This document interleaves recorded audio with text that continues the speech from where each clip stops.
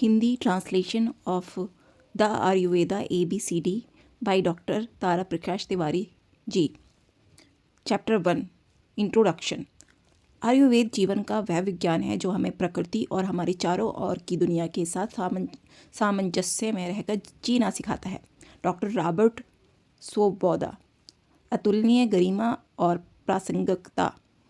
आयुर्वेद दो संस्कृत शब्दों आयु और वेद के मेल से बना है, जिनका अर्थ क्रमशः जीवन और विज्ञान ज्ञान होता है। अतः संस्कृत में आयुर्वेद का अर्थ हुआ जीवन का विज्ञान। ये एक समग्र हॉलिस्टिक चिकित्सा पद्धति है जिसकी उपस्थिति प्राचीन भारत में लगभग 5000 वर्ष से भी अधिक पहले हुई थी।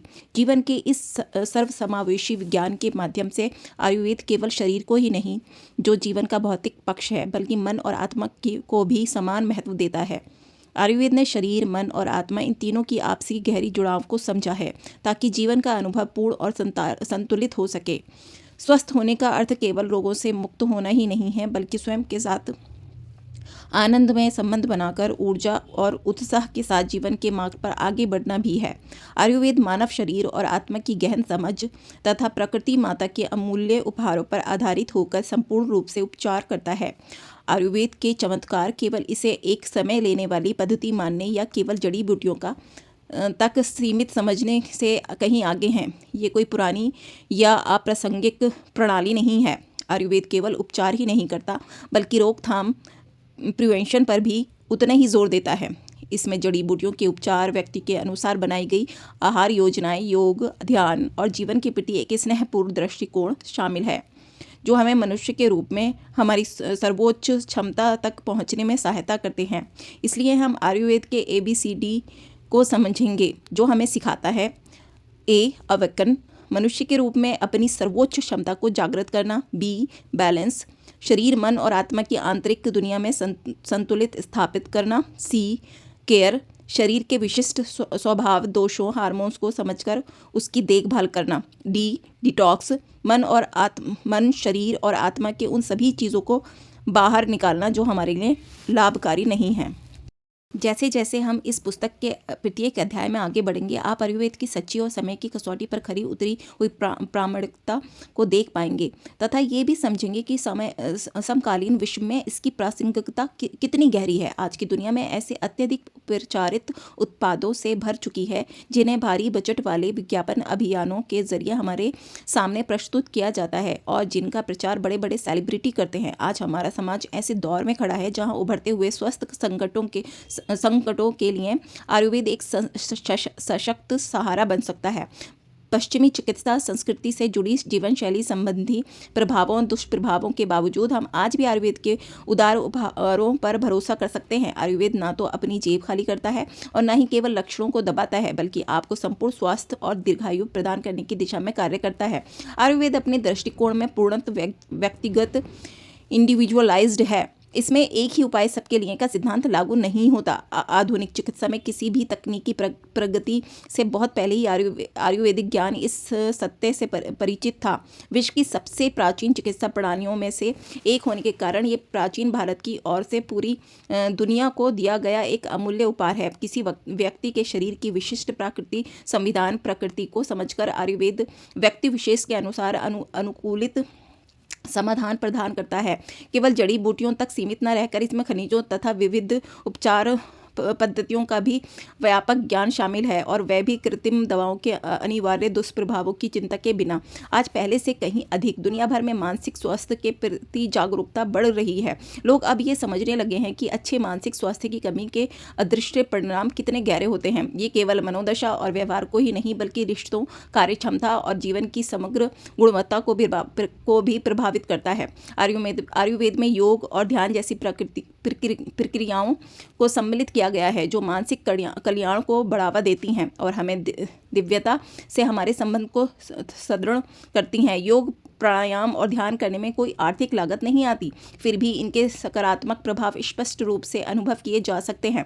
इस प्रकार आप देख सकते हैं कि आयुर्वेद अपनी सतत सस्टेनेबल और पर्यावरण के अनुकूल बुद्धिमत्ता के कारण सदैव अपने समय से आगे रहता है।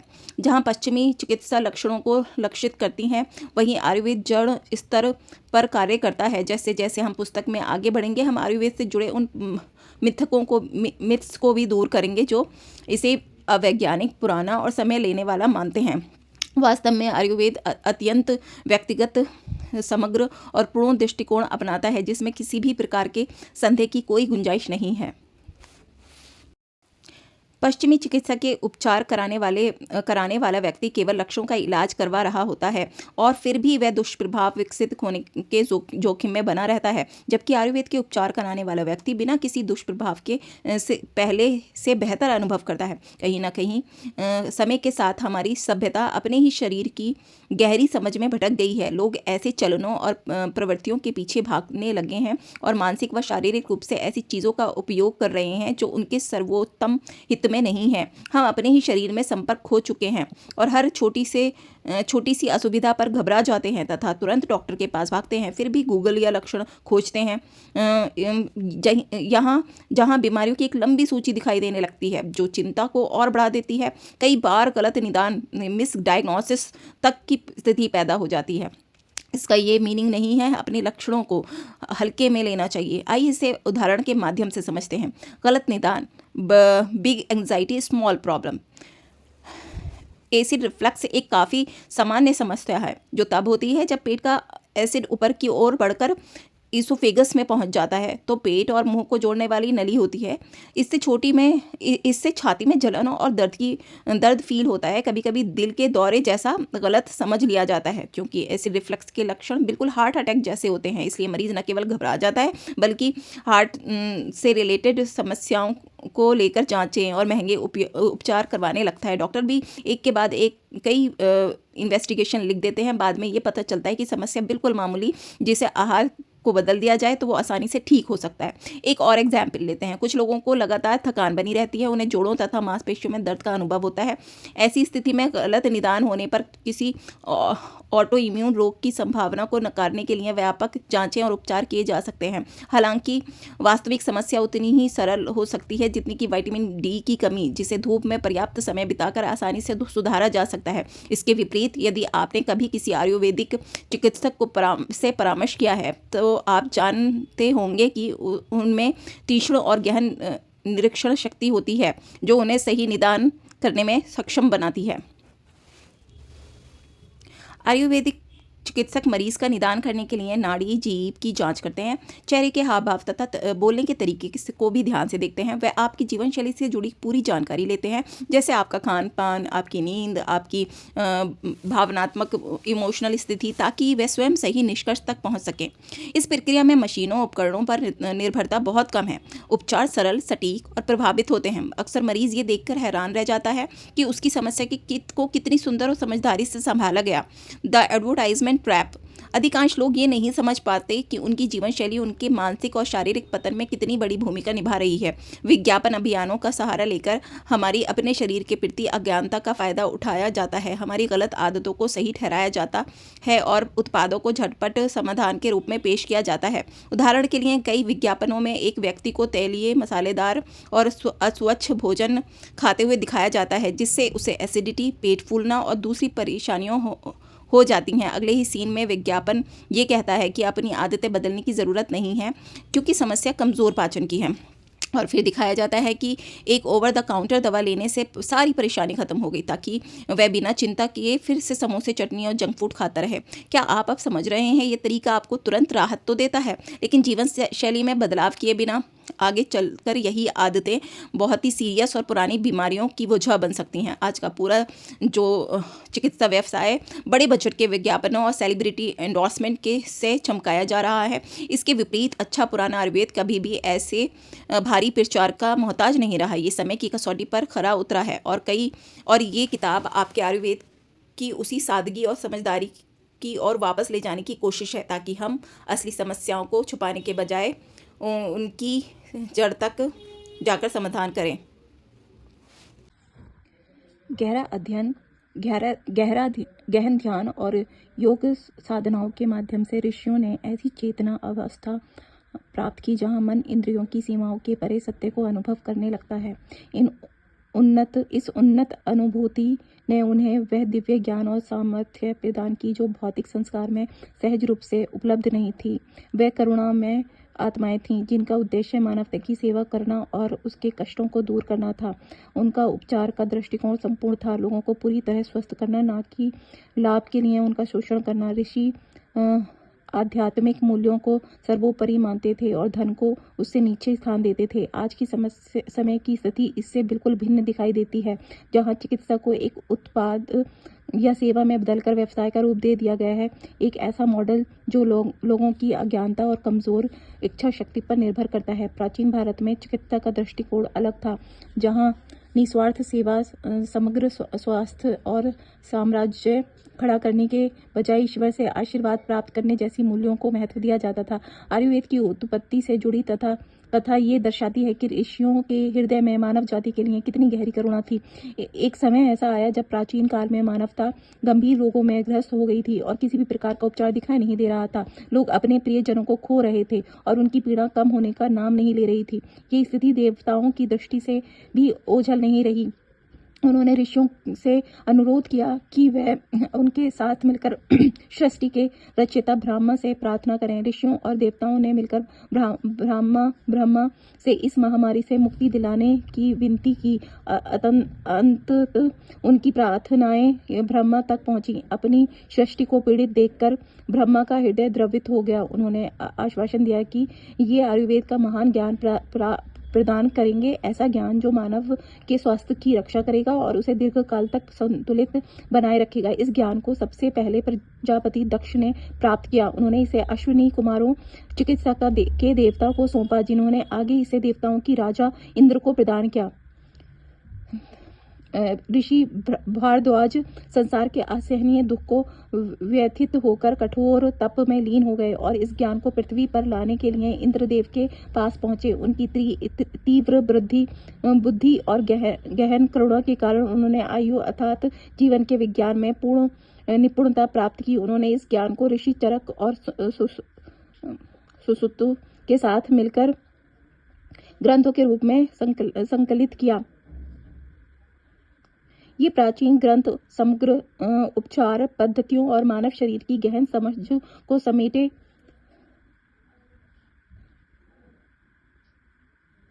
समेटे हुए है, जो अपने समय को देखते हुए किसी चमत्कार से कम नहीं थे। इन ग्रंथों में ऐसे उन्नत शल्य चिकित्सा उपायों का वर्णन मिलता है जो आज के आधुनिक चिकित्सा भी करते हैं, जैसे आंखों के मोतियाबिंद को हटाना, नसिका राइनोप्लास्टी, हड्डियों को टूटने को जोड़ना, वह भी बिना आधुनिक उपकरणों के।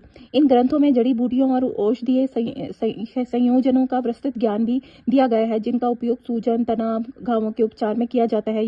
वह भी केवल प्रकृति में सहज रूप से उपलब्ध संसाधनों के माध्यम से। औषधियां, वनस्पतियों की ये गहरी समझ आज भी अनेक उपचार पद्धतियों की आधारशिला है, जिसे आधुनिक विज्ञान ने भी मान्यता दी है। आयुर्वेद का उद्देश्य केवल रोग का उपचार करना नहीं था, बल्कि शरीर को पुनर्जीवित करना भी था। पंचकर्म एक शोधन चिकित्सा है जो ऋतु परिवर्तन के अनुरूप शरीर को संतुलित करने, विषाक्त तत्वों को बाहर निकालने और शरीर को नवजीवन से भरने में सहायक होती है। संतुलित आहार, दिनचर्या और शरीर की विशिष्ट प्रकृति, जिसे दोष कहा जाता है, के ज्ञान के माध्यम से आयुर्वेद रोगों की रोकथाम पर विशेष बल देता है। मानसिक स्वास्थ्य को भी आयुर्वेद में सर्वोच्च महत्व दिया गया है। यही कारण है कि भारत सदियों से समग्र स्वास्थ्य का केंद्र रहा है। ध्यान, योग और मन को शांत करने वाली औषधियां प्राचीन ग्रंथों में सभी के लिए वर्णित हैं, ताकि प्रत्येक व्यक्ति इनके लाभ प्राप्त कर सके। चिंता, अवसाद और अन्य मानसिक विकार मन के वह मौन संकेत हैं जो गहन विश्राम और पुनर्विकरण की आवश्यकता को दर्शाते हैं। चूंकि मन की कार्यप्रणाली अदृश्य होती है, लोग अक्सर उसकी विशिष्ट आवश्यकताओं को नजरअंदाज कर देते हैं। तेज जीवनशैली, लंबे कार्य घंटे, सूचना का अत्यधिक प्रवाह और अनियमित नींद, ये सभी मानसिक असंतुलन को बढ़ावा देते हैं। ऋषियों ने बहुत पहले ही समझ लिया था कि मानसिक स्वास्थ्य से समझौता नहीं किया जा सकता। इसी कारण ध्यान और योग को जीवन का अभिन्न अंग बनाया गया। हमें केवल इन्हें अपनाने की आवश्यकता है।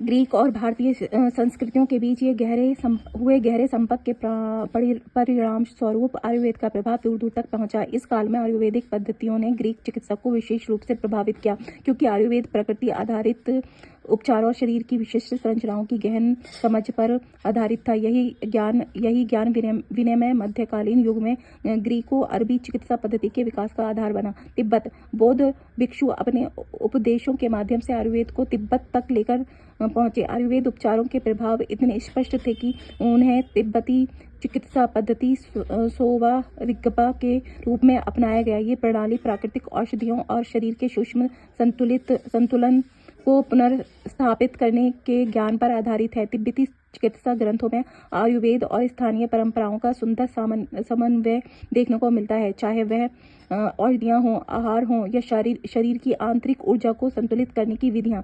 इस आदान प्रदान ने भारत और तिब्बत के सांस्कृतिक संबंधों को और सुदृढ़ किया। चीन प्राचीन काल की प्रमुख व्यापारिक धुरी रेशम मार्ग भारत और चीन के बीच सांस्कृतिक तथा बौद्धिक आदान प्रदान का माध्यम बनी। भारतीय विद्वानों और यात्रियों ने आयुर्वेदिक ज्ञान और अपनी चीनी समकालीनों के साथ साझा किया, जिसे पारंपरिक चीनी चिकित्सा प्रभावित हुई। नाड़ी परीक्षण, औषधीय वनस्पतियाँ, समग्र स्वास्थ्य दृष्टिकोण, इन सभी में दोनों पद्धतियों के बीच समानताएं स्पष्ट दिखाई देती हैं। प्राचीन प्रभावों से आगे बढ़ते हुए आज आयुर्वेद को ऑस्ट्रेलिया, कनाडा और अमेरिका जैसे देशों में वैकल्पिक चिकित्सा पद्धति के रूप में मान्यता प्राप्त है। विभिन्न चिकित्सा संस्थान और वेलनेस केंद्र आयुर्वेदिक सिद्धांतों को अपनाते हैं। सौंदर्य और स्वास्थ्य उद्योग जैसे रूप से भारत में आयुर्वेद से प्रेरित होकर प्राकृतिक तत्वों का उपयोग करता है। विश्व भर से लोग समग्र स्वास्थ्य की खोज में भारत आते हैं और आयुर्वेदिक उपचार अपनाते हैं। इसी कारण भारत को चिकित्सा पर्यटन का केंद्र माना जाने लगा है। बढ़ती जागरूकता के साथ योग, ध्यान और हर्बल उपचारों को विश्व भर में अपनाया जा रहा है और लोग आयुर्वेद के अद्भुत परिणामों का अनुभव कर रहे हैं। ब्राजील, ऑस्ट्रेलिया और जर्मनी जैसे देशों ने भी आयुर्वेद को अपनी स्वास्थ्य प्रणालियों में सम्मिलित किया है, जहां प्रशिक्षित आयुर्वेदिक चिकित्सक सेवाएं प्रदान करते हैं। आयुर्वेद दिवस, जो धन्वंतरी जयंती के अवसर पर मनाया जाता है, इसे वैश्विक स्वीकार्यता का प्रतीक बन चुका है।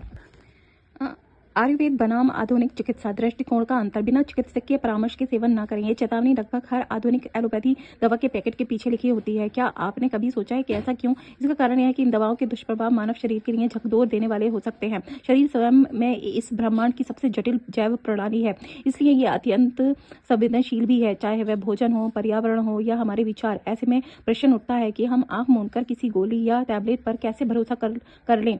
आयुर्वेद शरीर के प्राकृतिक संतुलन को पुनर्स्थापित करने का प्रयास करता है, जबकि आधुनिक चिकित्सा अक्सर केवल लक्षणों को दबाने तक सीमित रह जाती है। यद्यपि हम आधुनिक दवाओं के दुष्प्रभावों से परिचित हैं, जिनका परीक्षण कई बार निरीह पशुओं पर किया जाता है, फिर भी ये स्पष्ट नहीं होता कि विभिन्न दवाओं का संयुक्त प्रभाव शरीर पर किस प्रकार पड़ेगा। एक दवा के प्रभाव को तो समझा जा सकता है, पर अनेक दवाओं के एक साथ सेवन से उत्पन्न प्रतिक्रिया आज भी अनिश्चित बनी हुई है। ऐसे में क्या हम अपना स्वास्थ्य इस अनिश्चितता के भरोसे छोड़ सकते हैं? आयुर्वेद एक बार फिर अलग दिखाई देता है, केवल इसलिए नहीं कि इसे दुष्प्रभाव रहित माना जाता है, बल्कि इसलिए कि ये व्यक्ति को उसकी मूल प्रकृति के अनुरूप जीवन जीने के लिए सशक्त बनाता है। आयुर्वेद के ज्ञान के माध्यम से व्यक्ति अपने शरीर की विशिष्ट प्रकृति, उपयुक्त आहार और जीवन शैली को समझ पाता है। आज आयुर्वेद का ये ज्ञान अनुवादित ग्रंथों के रूप में सहज रूप से उपलब्ध है। आयुर्वेद हमें सिखाता है कि अपने कल्याण को प्राथमिकता दें, क्योंकि इसे बड़ा कोई सशक्तिकरण नहीं है। वैश्विक प्रभाव, ग्लोबल इन्फ्लुएंस। आयुर्वेद का विकास और विस्तार अत्यंत उल्लेखनीय रहा है। प्राचीन भारत में लगभग 5000 वर्ष पूर्व जन्म लेने वाला ये विज्ञान समय के साथ पूरे विश्व में फैला और असंख्य जीवनों को स्वस्थ और संतुलित बनाने में सहायक हुआ। तिब्बत, चीन, यूनान जैसी सभ्यताओं पर आयुर्वेद का गहरा प्रभाव पड़ा। भारत के साथ हुए सांस्कृतिक आदान प्रदान ने विश्व भर में आयुर्वेदिक पद्धतियों के प्रति जागरूकता को और बढ़ाया। आयुर्वेद एक समग्र जीवन विज्ञान। आयुर्वेद केवल रोगों के उपचार तक सीमित नहीं है, बल्कि ये जीवन जीने की एक संपूर्ण पद्धति है। इसका उद्देश्य केवल बीमारी को दूर करना नहीं, बल्कि व्यक्ति को शारीरिक, मानसिक और भावनात्मक स्तर पर संतुलित बनाना है। आयुर्वेद मानता है कि स्वस्थ शरीर में ही स्वस्थ मन का वास होता है और दोनों के सामंजस्य से ही जीवन पूर्णता प्राप्त करता है। आधुनिक जीवन शैली, अनियमित दिनचर्या, असंतुलित आहार, मानसिक तनाव और शारीरिक निष्क्रियता मानव स्वास्थ्य की जड़ों को कमजोर कर रही हैं। ऐसे समय में आयुर्वेद हमें प्रकृति की ओर लौटने का रास्ता दिखाता है। ये हमें सिखाता है कि ऋतु के अनुसार आहार लें, नियमित दिनचर्या अपनाएं और अपने शरीर के संकेतों को समझें। आयुर्वेद के अनुसार प्रत्येक व्यक्ति के शारीरिक संरचना विभिन्न होती है। त्रिदोष सिद्धांत, वात पित्त कफ के आधार पर व्यक्ति की प्रकृति निर्धारित होती है। जब इन दोषों का संतुलन बिगड़ता है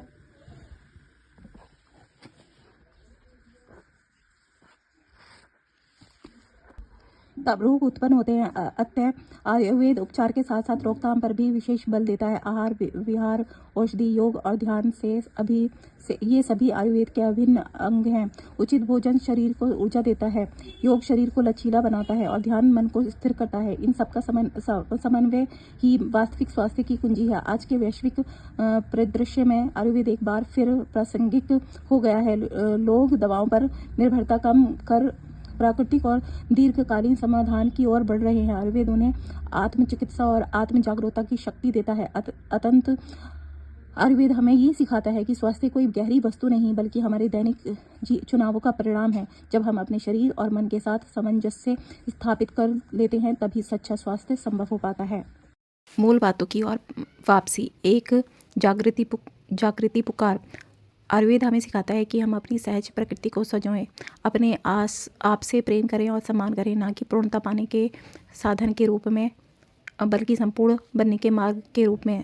सेबेस्टियन पोल एक हर्बलिस्ट, पर्यावरणविद और उद्यमी हैं का ये कथन एक बात स्पष्ट करता है कि जितना अधिक हम अपनी सहज प्रकृति से दूर भटकते हैं उतना ही हम ये देखने की क्षमता खो देते हैं कि हमारे मन, शरीर, आत्मा के लिए वास्तव में क्या लाभकारी है। चलन प्राय एक असत्य तस्वीर दिखाते हैं कि स्वस्थ या फिट होने का क्या अर्थ है। क्या आपको 6 पैक एब्स या 0 फिगर का ये प्रचलन याद है जिसे सबसे प्रसिद्ध हस्तियां दिखाती हैं, जबकि ये चलन देखने में बढ़िया लगते हैं।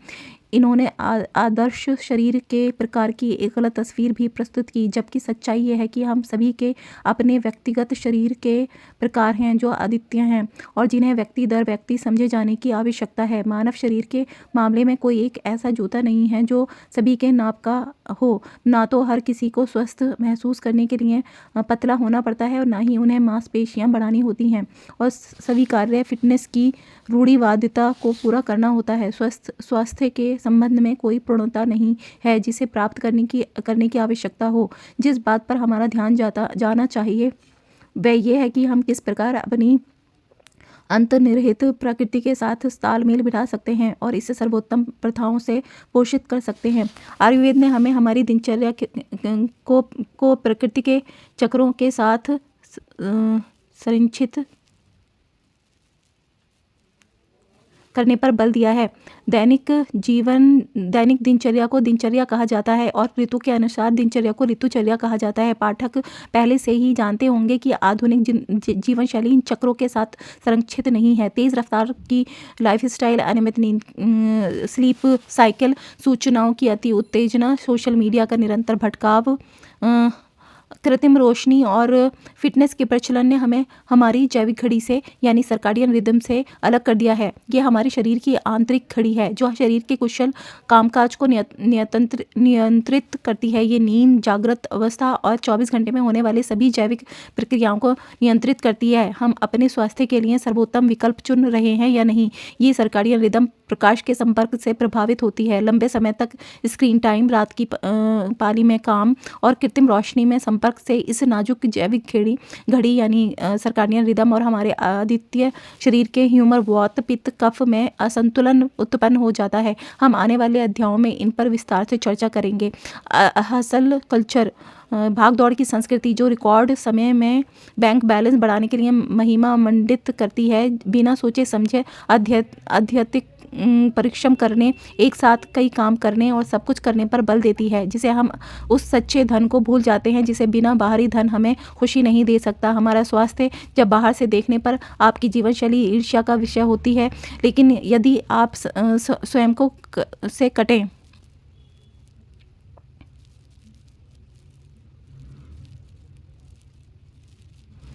कटे हुए महसूस करते हैं तो हमेशा कुछ ना कुछ कमी रहेगी। आरामदायक नींद, आराम करने और आनंद लेने की क्षमता एक स्वस्थ तंत्रिका तंत्र के साथ आती है, जो निरंतर भाग-दौड़ में नहीं मिल सकती। ये कोई आश्चर्य की बात नहीं है कि हम आधुनिक विश्व में पैनिक अटैक, चिंता, अनिद्रा और अन्य न्यूरोलॉजिकल समस्याओं के अनेक मामले देखते हैं। ये बढ़े हुए वात दोष की अभिव्यक्ति के रूप में होता है। मूल बातों की ओर वापसी। एक जागृति पुकार।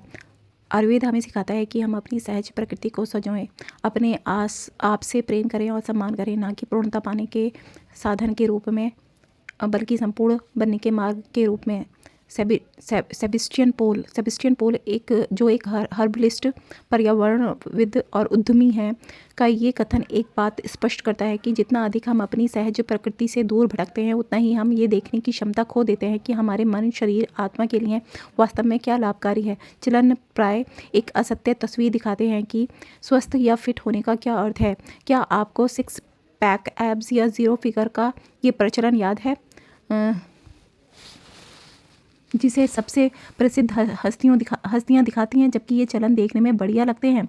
इन्होंने आदर्श शरीर के प्रकार की एक गलत तस्वीर भी प्रस्तुत की, जबकि सच्चाई ये है कि हम सभी के अपने व्यक्तिगत शरीर के प्रकार हैं जो अद्वितीय हैं और जिन्हें व्यक्ति दर व्यक्ति समझे जाने की आवश्यकता है। मानव शरीर के मामले में कोई एक ऐसा जूता नहीं है जो सभी के नाप का हो। ना तो हर किसी को स्वस्थ महसूस करने के लिए पतला होना पड़ता है और ना ही उन्हें मांसपेशियां बढ़ानी होती हैं और स्वीकार्य फिटनेस की रूढ़िवादिता को पूरा करना होता है। स्वास्थ्य के संबंध में कोई पूर्णता नहीं है जिसे प्राप्त करने की आवश्यकता हो।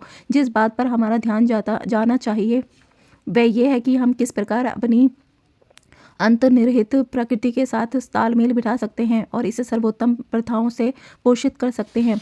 आयुर्वेद ने हमें हमारी दिनचर्या को प्रकृति के चक्रों के साथ संरचित करने पर बल दिया है।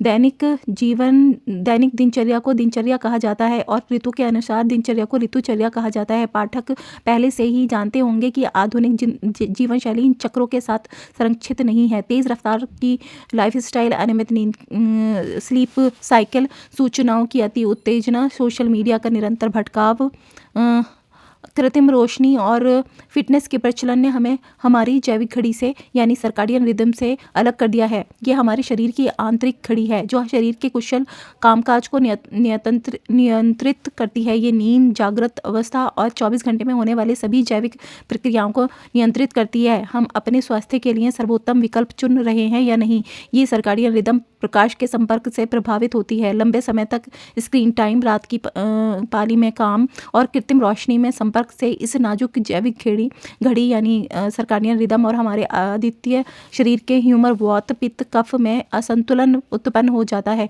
हम आने वाले अध्यायों में इन पर विस्तार से चर्चा करेंगे। हसल कल्चर, भाग दौड़ की संस्कृति जो रिकॉर्ड समय में बैंक बैलेंस बढ़ाने के लिए महिमा मंडित करती है, बिना सोचे समझे अत्यधिक परिश्रम करने, एक साथ कई काम करने और सब कुछ करने पर बल देती है, जिसे हम उस सच्चे धन को भूल जाते हैं जिसे बिना बाहरी धन हमें खुशी नहीं दे सकता। हमारा स्वास्थ्य जब बाहर से देखने पर आपकी जीवन शैली ईर्ष्या का विषय होती है, लेकिन यदि आप स्वयं को से कटें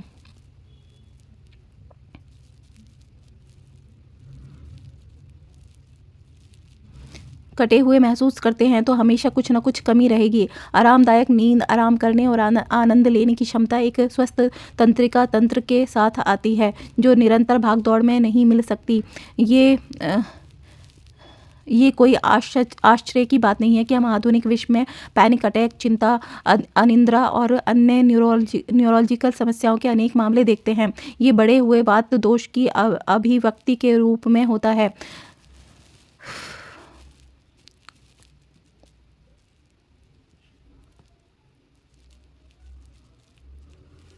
त्वरित सेक्स हमारी पहली पसंद बन गए हैं क्योंकि लोग संपूर्ण पौष्टिक भोजन पकाने के लिए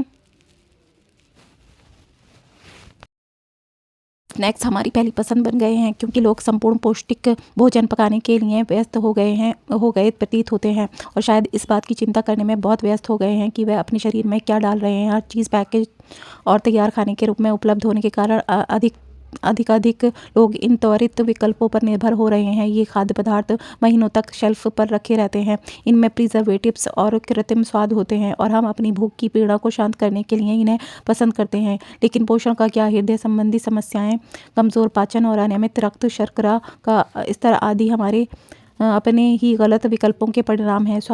आयुर्वेद स्पष्ट रूप से दिशा निर्देश देता है कि जब बात हमारे भोजन की आती है, जब आहार गलत है, औषधि का कोई उपयोग नहीं, तब जब आहार सही है, औषधि की कोई आवश्यकता नहीं। आयुर्वेदिक कहावत। आयुर्वेद हमें सिखाता है कि संतुलित पोषण वास्तव में हमारे शरीर के लिए उपचारात्मक है। ये हमारी रक्षा करता है, हमारा निर्माण करता है और हमें पुनर्जीवित करता है। फास्ट फूड स्वाद कलिकाओं को भा सकते हैं, लेकिन शरीर को ऊर्जा देने के बजाय वह शरीर से पचाने के लिए बहुत अधिक ऊर्जा ले लेते हैं। हम उनसे क्षणिक रूप से उत्साह महसूस कर सकते हैं, लेकिन समय के साथ शरीर अपनी जीवन शक्ति खोते हुए निर्बल हो जाता है। सही भोजन औषधि है। भोजन का सही संयोजन भी औषधि है। गलत भोजन विषाक्त होता है, और यदि इसे बाहर ना निकाला जाए तो ये जहरीला हो सकता है। इसके अलावा गलत समय पर खाना शरीर के लिए अच्छा नहीं है। ऐसा इसलिए है क्योंकि पाचन अग्नि जैविक घड़ी के अनुरूप काम करती है। यदि पाचन अग्नि विचलित होती है तो शरीर में विषाक्त पदार्थ आम के रूप में उत्पन्न होंगे, जो अधिकांश बीमारियों का मूल कारण होता है। एलोपैथी पर अत्यधिक निर्भरता इलाज से अधिक नुकसानदेह है। आधुनिक चिकित्सा एलोपैथी निश्चित रूप से तीव्र स्थितियों से राहत दिलाने में सहायक है, लेकिन ये व्यक्ति जो उन पर निर्भर भी बना देती है, और वह भी बिना दुष्प्रभावों के नहीं। इनमें से कई एलर्जिक प्रतिक्रियाएं मिलती, और यहाँ तक कि यदि लापरवाही से ली जाएं तो चक्कर आने का कारण बनती हैं। निर्भरता की बात करें तो मरीज अवसाद रोधी दवाओं और दर्द निवारक दवाओं के मामले में विड्रॉल के लक्षण भी दिखाते हैं, जो आयुर्वेद के विपरीत हैं, जो पुनर्जीवित करता है, संतुलित करता है और निर्भरता नहीं पैदा करता। एलोपैथी अक्सर केवल लक्षणों का इलाज करती है, बिना मूल कारण के देखे। अत्यधिक उपयोग किए जाने पर शरीर दवा प्रतिरोध भी विकसित कर सकता है, जिससे इलाज करना कठिन हो जाता है। आंत का माइक्रोबियोम, जो पाचन क्रिया और रोग प्रतिरोधक क्षमता के लिए आवश्यक है, एंटीबायोटिक दवाओं के अत्यधिक उपयोग से बाधित हो जाता है। दर्द निवारक दवाओं, एंटीबायोटिक्स, स्टेरॉइड आदि का लंबे समय तक दुरुपयोग पाचन अग्नि को कमज़ोर करता है। इसके विपरीत आयुर्वेद प्रारंभिक लक्षणों और शरीर में सूक्ष्म असंतुलनों को पहचानने में निपुण है, ताकि समग्र और पूर्ण रूप से उपचार किया जा सके। काउच पोटैटो वह व्यक्ति जो आराम करना और निष्क्रिय रहना पसंद करता है, बैठकर या लेटकर वेब सीरीज देखना, वीडियो गेम खेलना पसंद करता है, बहुत कम या बिना किसी शारीरिक गतिविधि के। काउच पोटैटो अत्यधिक गतिहीन जीवनशैली की पोस्टर परिभाषा है, जो हृदय संबंधी समस्याओं, मोटापे, कम उम्र, कम ऊर्जा और ख़राब मुद्रा की ओर ले जाता है। यहाँ तक कि यदि कोई व्यक्ति इस आलसी जीवन शैली का नेतृत्व नहीं कर रहा है, तब भी वह लंबे समय तक काम के घंटों के अधीन हो सकते हैं, जिसमें उन्हें एक निश्चित मुद्रा में बैठना पड़ता है। यही कारण है कि पहले से कहीं अधिक अब हमें नियमित रूप से शारीरिक गतिविधि करने का समय निकालने की आवश्यकता है। आयुर्वेद योग, प्राणायाम और अभ्यंग रक्त संचार में सुधार के लिए तेल मालिश की सिफारिश करता है। अतः व्यापक रूप से कहें तो आधुनिक विश्व की प्रत्येक जीवन शैली से जुड़ी बीमारी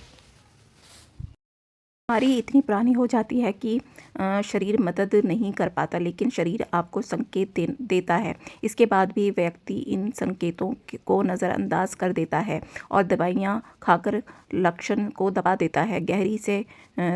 गहराई से देखें तो शरीर आपसे बात करना बंद कर रहा है और बीमारी अपना पाँव जमाती जा रही है। अचानक एक दिन रोगी को एहसास होता है कि उसने शरीर की आवाज़ को इग्नोर किया है और यह एक गंभीर स्थिति बन गई है। प्रकृति ने शरीर में इम्यूनिटी के रूप में अपना ज्ञान रखा है ताकि खुद को ठीक कर सके, लेकिन शरीर तब जब हम समय पर सुने और सही फैसले लें ताकि बीमारी पुरानी ना हो। टिकाऊ सस्ते सिर्फ एक एनालिसिस से पता चलता है कि व्यक्ति को तुरंत इलाज की ज़रूरत है। ये बहुत तकलीफ़ का समय होता है क्योंकि अधिकतर इलाज सर्जरीज़ में बहुत पैसा लगता है और हमेशा साइड इफ़ेक्ट्स का ख़तरा रहता है। आम आदमी जिसके पास इतने संसाधन नहीं होते मानसिक और भावनात्मक रूप से परेशान हो जाता है। पहले से जो फिज़िकल तकलीफ़ है उसके साथ ये भी इस दौरान उनके परिवार पर भी स्ट्रेस पड़ता है। आयुर्वेदा उन लोगों के लिए एक सस्टेनेबल विकल्प है जो महंगे इलाज अफोर्ड नहीं कर सकते। ये शरीर की प्राकृतिक बुद्धि के साथ काम करता है, इम्यूनिटी को दबाता नहीं बल्कि मजबूत करता है और जड़ से इलाज करता है। परिणाम बहुत ही संतोषप्रद रहते हैं और पुरानी बीमारियां भी कंट्रोल में आ जाती हैं। मन शरीर का एकत्व, oneness of mind body. Ayurveda सिर्फ शरीर का इलाज नहीं करता, ये आत्मा का भी इलाज करता है जो इस शारीरिक बर्तन में रहती है।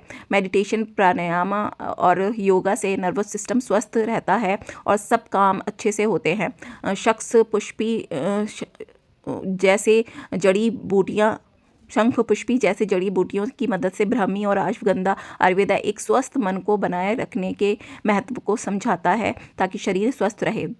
आयुर्वेदा एक मानसिकता, बीमारी की जड़ अक्सर मन में होती है। वैगभोत अब शुरू करें